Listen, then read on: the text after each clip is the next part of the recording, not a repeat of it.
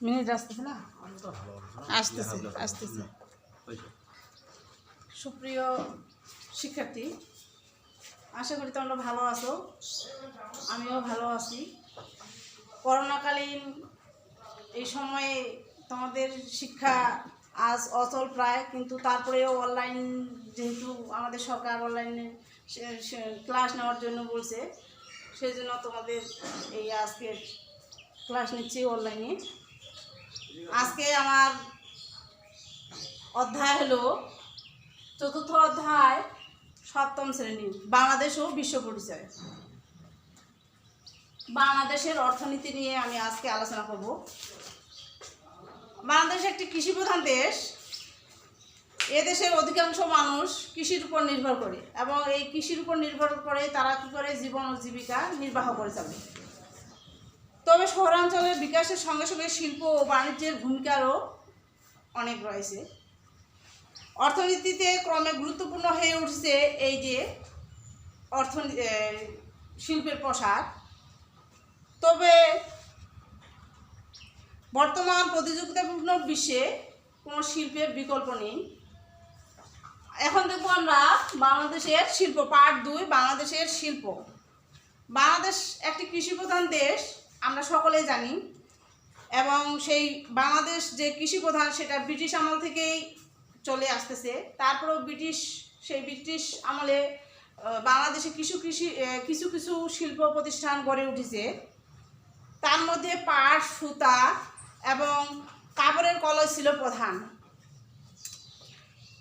পূর্ব বাংলায় গড়ে উঠেছিল বাংলাদেশের এই নারায়ণগঞ্জে গড়ে উঠেছিল কি আদমজি জুট মিল। এখানেই অনেক শিল্প প্রতিষ্ঠান বা শিল্প কারখানা কি হয়, গড়ে তোলা হয়। বর্তমানে গার্মেন্টস ও ঔষধ শিল্প বাংলাদেশ কি করেছে, বিরাট সাফল্য অর্জন করেছে। দক্ষ শ্রমিক, কর্মী ও বিভিন্ন শিল্প প্রতিষ্ঠানকে কয়েকটি ভাগে আমরা ভাগ করতে পারি। এই যে শিল্প প্রতিষ্ঠানগুলো আছে আমাদের বাংলাদেশে, এই শিল্প প্রতিষ্ঠানগুলোকে আমরা কয়েকটি ভাগে ভাগ করতে পারি। যেমন এক হলো বৃহৎ শিল্প,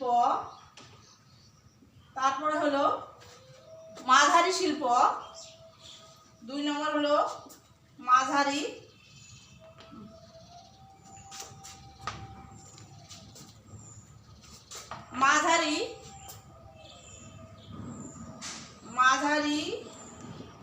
শিল্প,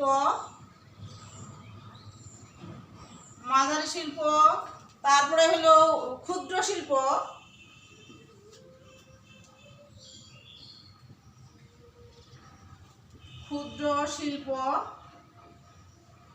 আর একটা হলো 4 নম্বরে কুটির শিল্প।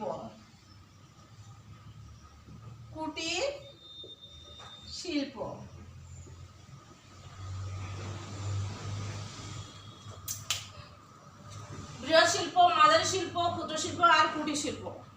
আগে আমরা বৃহৎ শিল্প নিয়ে আলোচনা করব। বৃহৎ শিল্প বলতে আমরা সেটাকেই বুঝি, যেমন পাট, বস্ত্র, চিনি, সিমেন্ট, সার কারখানা বা ইঞ্জিনিয়ারিং, বিদ্যুৎ প্রভৃতি হলো বৃহৎ শিল্প।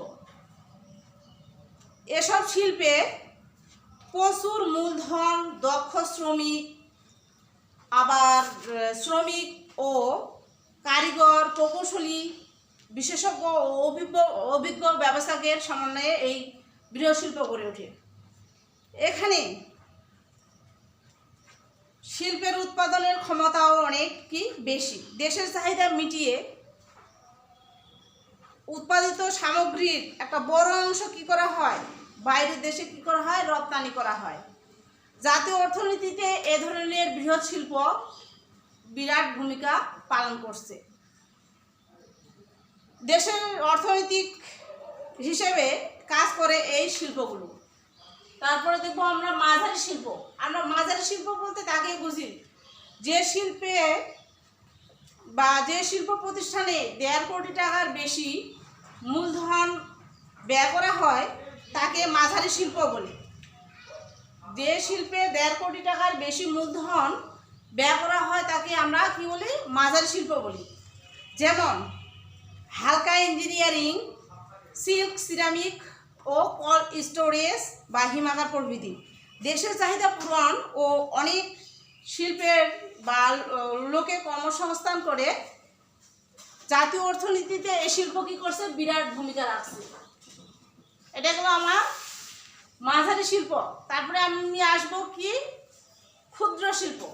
আচ্ছা, ক্ষুদ্র শিল্প বলতে আমরা তাকে বুঝি যে শিল্পে 1.5 কোটি টাকার কম মূলধন ব্যয় করা হয় তাকে আমরা কি বলি, ক্ষুদ্র শিল্প বলি।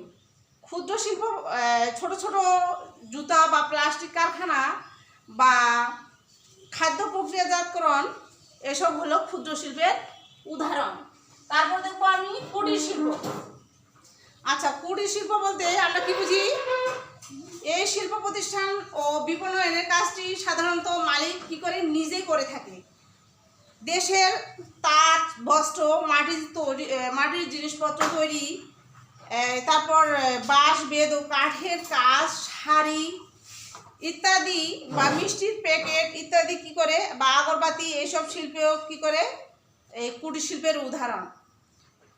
জনসংখ্যা এই শিল্পে অনগ্রসর একটি দেশের অসংখ্য মানুষের কর্মসংস্থান ও স্বনির্ভরতা অর্জনের সুযোগ করে দিয়েছে এই কুটির শিল্প। কুটির শিল্প জাতীয় অর্থনীতিতে কি করছে, বিরাট ভূমিকা পালন করছে। এখানে আমরা কি করি, বাসায় বসেই যে আমাদের পরিবারের লোকজন নিয়ে আমরা এই কুটির শিল্পে কি হই, নিয়োজিত হই, এবং বিভিন্ন রকমের জিনিসপত্র আমরা এই কুটির শিল্প থেকে পেয়ে থাকি এবং করে থাকি। আচ্ছা, এরপরে দেখবো আমি বাংলাদেশের অর্থনীতির শিল্পের অবদান। বাংলাদেশের অর্থনীতিতে শিল্পের অবদান, হ্যাঁ, আমরা জানি যে বাংলাদেশের এই যে অর্থনীতি রয়েছে, আমরা জানি যে কৃষি প্রধান।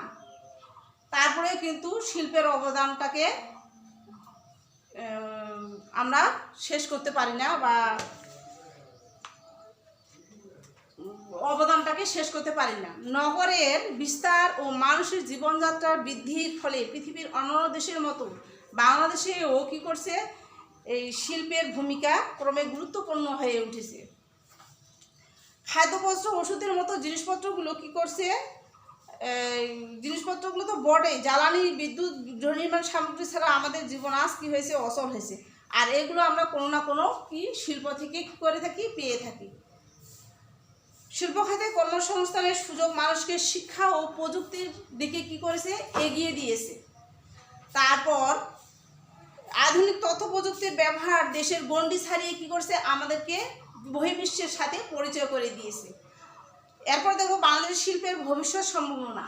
বাংলাদেশের শিল্পের ভবিষ্যৎ সম্ভাবনা, বাংলাদেশ একটি শিল্প সম্ভাবনাময় দেশ। এর রয়েছে বিশাল জনসম্পদ। এই বিশাল জনসম্পদকে যদি আমরা সঠিকভাবে কাজে লাগাতে পারি, বা দক্ষ ও অদক্ষ শ্রমিককে যদি আমরা কাজে লাগাতে পারি, তাহলে আমরা ভবিষ্যতে যে আমাদের দেশ আছে সেখানে আমরা অনেক শিল্প সমৃদ্ধ দেশ হিসেবে বাংলাদেশকে গড়ে তুলতে পারবো। যেমন গ্যাস কি আমাদের দেশের একটা প্রাকৃতিক গ্যাস, আমাদের দেশের একটা মহামূল্যবান সম্পদ। এই সম্পদটাকে যদি আমরা কাজে লাগাতে পারি তাহলে আমাদের দেশ আরও অনেক অনেক এগিয়ে যাবে। শিক্ষার দিক থেকেও আমাদের দেশ এখন আর কি পিছিয়ে নেই। অতএব এই দেশটাকে আমরা কি করব, একটা শিল্প সম্ভাবনাময় দেশ হিসেবে গড়ে তোলার চেষ্টা করব। আজ এই পর্যন্তই। তোমরা সকলে ভালো থাকবে, বাসায় থাকবে, সুস্থ থাকবে। নমস্কার।